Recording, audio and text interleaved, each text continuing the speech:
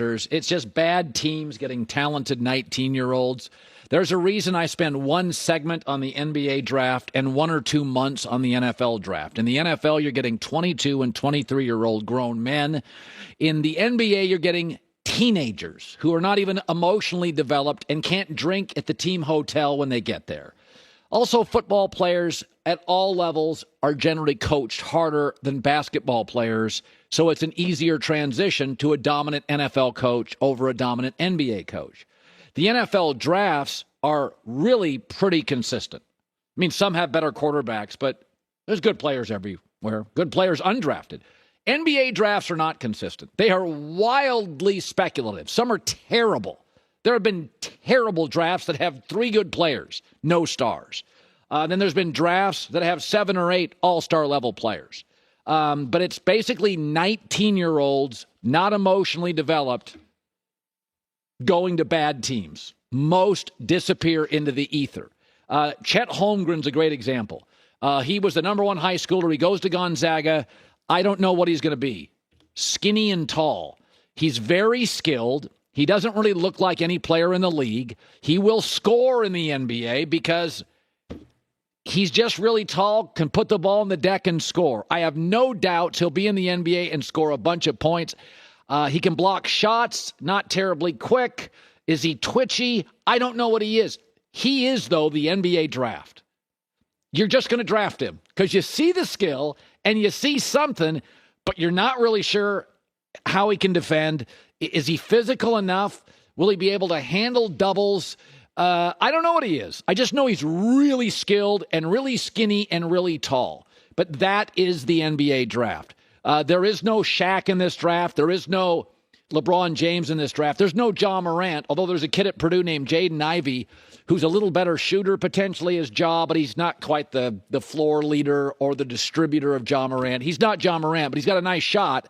He'll probably play the 2, and he'll score a lot of points. He's hyper athletic, and people will like him. I feel like I'd take him number 1, but he'll probably go 5 or 6. So I don't spend a ton of time on it. I love the draft lottery, but it's mostly 19-year-olds going to egregiously bad organizations. Joy with the news. Take over the second half of the game. And, it's funny. Years ago, I remember this was like 25, 30 years ago. I was at, some event or something. And some parents were talking about they wanted to make sure that, the school saw their kid, the big school saw their kid. And I said, trust me, if your kid's good enough, he'll make the pros. Figure out a way to make the pros. Too many parents think you have to go a certain route for your kid to be successful. They've done studies that it's much more important to send your kid to a college that fits than Princeton. But it's really hard to tell parents that, keeping up with the Joneses, got to go to a blue blood. So here's the top 12 players, in my opinion. We can argue about it, the bottom, but the top 12 players left. Some would have, Andrew Wiggins in there, but the top 12 players left. Luka didn't go to an American college. Jaylen Brown went to California. Marcus Smart, Oklahoma State. Steph Curry, Davidson.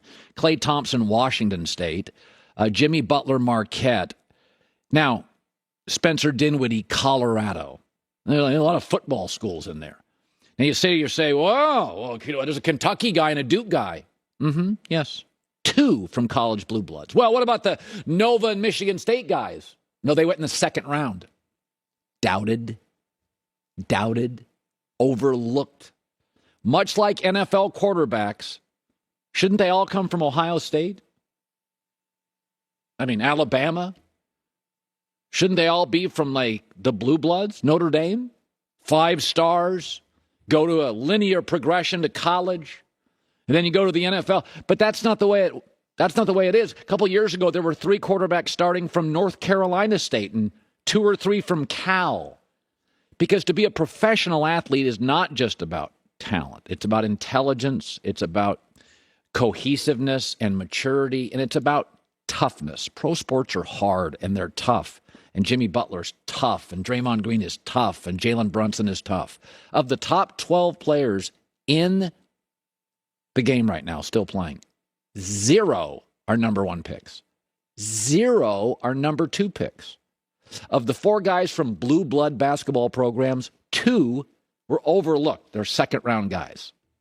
And it just goes to show you, once again, you would think you see this all the time in the NFL. Look at all the great quarterbacks. Russell Wilson, 3rd round, Wisconsin. Tom Brady, 6th round. Joe Burrow had to transfer. Big Ben, Miami of Ohio. Aaron Rodgers, junior college. Matt Ryan, Boston College. Dak, 4th round. Jalen Hurts, 2nd round, doubted. Drew Brees wasn't offered by the Texas schools, had to go to Purdue. Time after time after time after time, when we get to the playoffs, the hard slog of going through the playoffs, the tough guys survive. It's not the blue bloods. It's not the pampered. It's not all Kentucky guys. It's not all Duke guys. For years and years, it's changed now. But I can remember about a 10 to a 15-year period where Duke guys stunk in the NBA. I don't even need to mention names, but they were getting overdrafted because they were Duke guys. But Duke guys had the best coach, like Alabama players have the best coach. And the quarterbacks at Alabama never get hit. And the wide receivers at Alabama, there's like 3, so you can't double any of them. You know, in college, the blue blood programs, you have the best players, the best coaches, the best facilities, the most time to throw as a quarterback. It doesn't work that way in the NFL. And so I thought it was interesting. Jason Tatum's from a blue blood school, and Bam Adebayo is from a blue blood school. But Jalen Brunson, Villanova, 2nd round. Draymond Green, Michigan State, that's a blue blood, 2nd round. You'll get there, but toughness is undervalued. Mettle, coachability, chip on the shoulder, totally undervalued. The CFOs that get it. The CFOs that don't. Head to NetSuite. I imagine a little bit of a glorious night for you watching Boston stumble in the second half, specifically the third quarter.